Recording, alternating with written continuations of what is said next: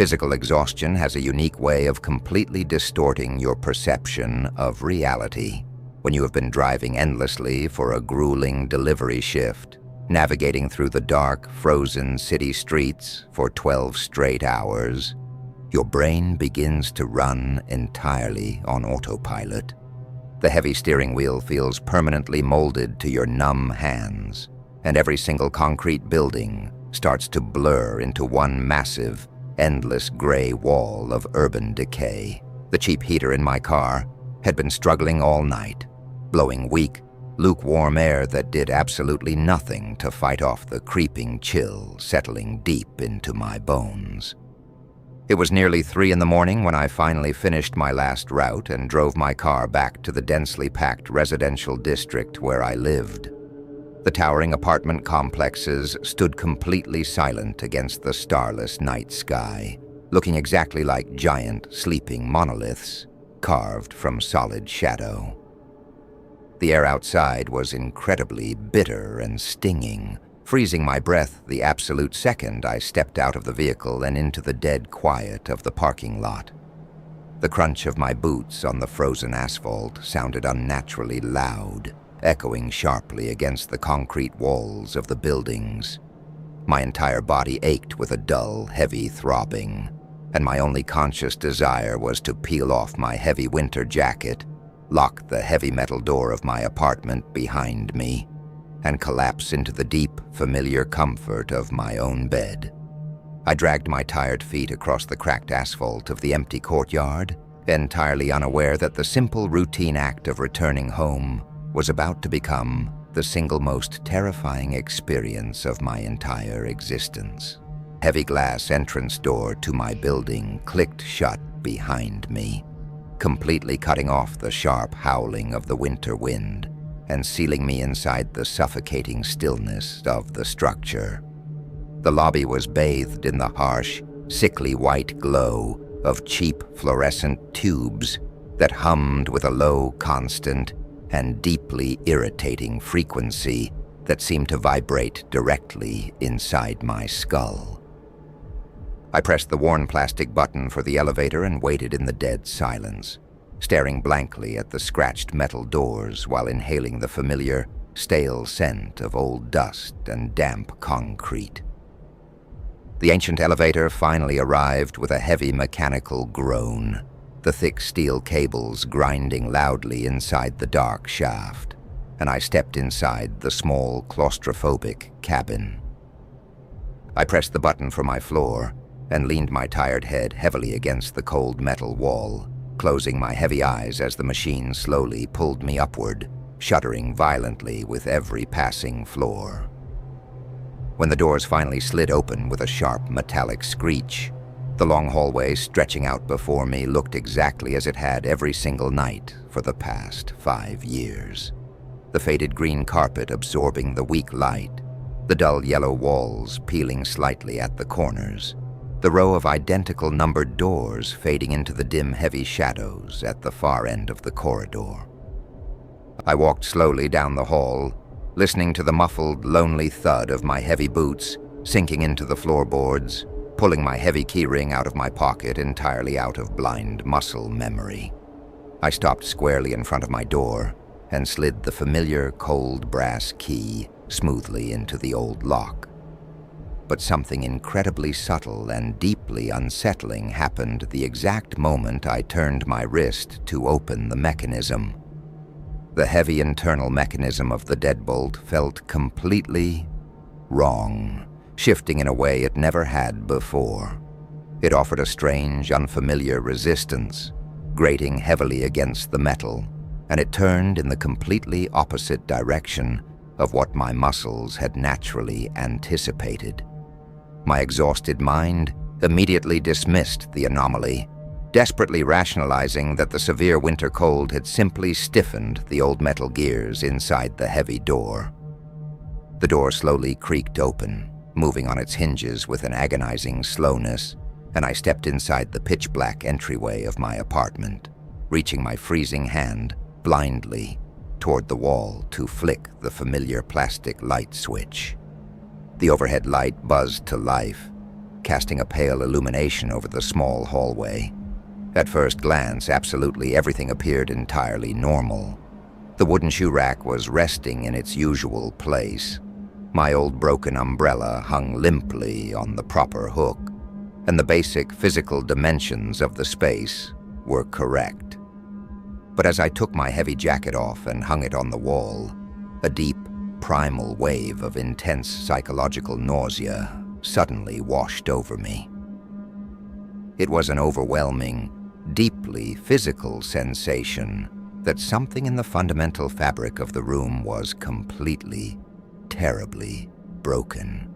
The air inside the apartment felt incredibly stagnant and entirely completely devoid of life, smelling faintly of sterile ozone and dry electricity rather than the comforting scent of a lived-in home. I stood perfectly still in the entryway, my heart rate slowly beginning to accelerate as a cold sweat broke out across my forehead. My eyes frantically scanned the small space, desperately searching for whatever microscopic detail was aggressively triggering my biological alarm bells. I slowly walked into the dark kitchen, the wooden floorboards creaking exactly where they were supposed to creak, mimicking the familiar sounds of my life with a terrifying, calculated precision. I turned on the small light above the stove and looked around the room, gripping the edge of the counter to steady my shaking legs. The layout was physically perfect. The heavy white refrigerator humming in the corner, the wooden dining table with its scratched surface, the small microwave sitting exactly where I had placed it years ago. But as I stared closely at the green digital clock glowing on the front of the microwave, the cold, heavy realization violently punched me in the chest. The glowing green numbers were completely illegible. They were not numbers at all. They were bizarre, twisted, unrecognizable geometric symbols glowing brightly in the dark, constantly shifting and reconfiguring themselves right before my eyes. I stumbled backward, the breath knocked completely out of my lungs, bumping heavily into the hard metal of the refrigerator. I quickly spun around, my breathing growing erratic, and looked directly at the large collection of travel magnets plastered across the white metal door. Every single word printed on the cheap souvenirs was completely mirrored. The letters were perfectly reversed, completely unreadable, exactly as if I were looking at them through a physical mirror in a completely alternate dimension. The suffocating feeling of profound wrongness rapidly expanded into pure, blinding panic that completely paralyzed my ability to think rationally. I backed wildly out of the kitchen, knocking a wooden chair aside, and practically ran into the main living room, desperately flicking on the large floor lamp in the corner. The room was illuminated, showing a space that was identical down to the most terrifying, microscopic details. The worn fabric of the sofa carried the exact same stains. The coffee table was positioned at the exact same angle. The large flat-screen television was mounted securely on the wall, reflecting my terrified face in its dark glass. I rushed over to the tall wooden bookshelf standing in the corner, a piece of furniture I had built myself years ago with my own hands. Every single book was perfectly organized exactly how I had left it just 12 hours ago. But when I leaned in incredibly close to read the worn titles on the spines, my blood instantly turned to freezing ice inside my veins. The spines of the hundreds of books were completely blank. There were absolutely no titles, no authors, no text, no colored ink whatsoever. I frantically pulled a heavy hardcover book from the middle shelf and ripped it open with shaking hands. The thick pages inside were completely, flawlessly white, devoid of a single drop of ink or any printed word. It was exactly like an artificial stage set, a perfectly constructed physical replica of my entire life that contained absolutely no underlying substance, history, or soul. I dropped the blank book heavily onto the floor, the loud, hollow thud echoing unnaturally in the dead, perfectly soundproof silence of the room. My breathing broke down into very shallow, ragged gasps as I completely understood the absolute gravity of my horrifying situation. The apartment was entirely devoid of ambient street noise, completely sealed off from the reality of the world outside the windows. I had somehow walked blindly into a perfect physical trap. A deeply terrifying, three-dimensional copy of my own home, designed specifically to perfectly mimic my reality, but ultimately failing in the complex human details. I desperately needed to get out right now, to turn around immediately and run back down the concrete hallway until I reached the safety of the freezing, real street outside.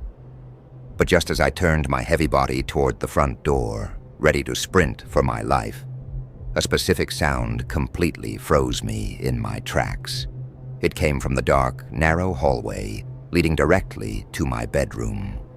It was a very soft, highly rhythmic, and deeply organic sound, exactly like the heavy, wet breathing of a large, diseased animal slowly drawing cold air into its ruined lungs. My entire body locked up, completely paralyzed by a profound ancient terror that rooted my boots to the floorboards. I lived entirely alone. There was absolutely no one else supposed to be inside my apartment, let alone hiding in the deepest, darkest corner of it. I stood completely motionless in the center of the artificial, silent living room, listening to the heavy, wet breathing echoing softly and methodically down the narrow hall, realizing with absolute certainty that whoever or whatever had built this perfect mirrored trap was currently waiting patiently for me in the dark. I had absolutely no weapons within reach, and my heavy winter boots felt exactly like blocks of solid lead permanently attached to my violently shaking legs. Against every single logical instinct screaming at my brain to run blindly for the front door and escape the trap, I found my physical body slowly creeping forward toward the dark hallway, magnetically pulled by a horrific, burning, self-destructive need to see exactly what was hiding inside my bedroom. As I slowly walked down the narrow hall, keeping my back pressed tightly against the cold artificial wallpaper, I forced myself to look at the framed photographs hanging in a neat, perfectly measured row. I had taken these specific photos myself on various vacations over the years, capturing happy moments with close friends and family members. But in this twisted, broken reality, the beloved images were deeply and horribly corrupted. The beautiful backgrounds of the photos were perfectly normal, showing sunny, vibrant beaches and busy city streets. But the faces of every single person in the wooden frames had been completely smoothed over. There were absolutely no eyes, no noses, no mouths, no eyebrows. Just blank, pale ovals of featureless, melted flesh, smiling blindly and horribly into the camera lens. A sudden massive wave of intense dizziness and vertigo hit me, completely blurring my vision and making the hallway spin violently around me as I finally reached the open dark doorframe of the silent bedroom.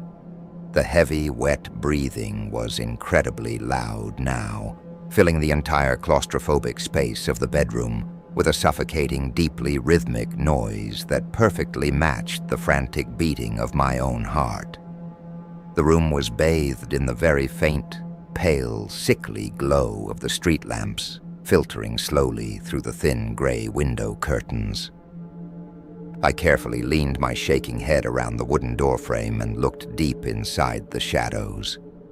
There was a tall, incredibly dark figure sitting completely motionless on the very edge of my unmade bed. Its broad back was turned entirely toward me, and it was staring blankly and quietly out the window into the dark, freezing night. I felt my stomach completely drop into a bottomless, sickening pit as my terrified eyes slowly adjusted to the dim gray light. The silent figure was wearing the exact same dark, heavy winter jacket that I was currently wearing. It was wearing the exact same heavy scuffed delivery boots on its feet. Its hair was styled exactly like mine, falling at the exact same messy angle, and its physical posture was an absolute perfect mirror of my own exhausted, defeated slump. It was a perfect, flawless physical duplicate of my own body, sitting quietly and patiently in the dark of this artificial, impossible room, waiting for me to finally arrive.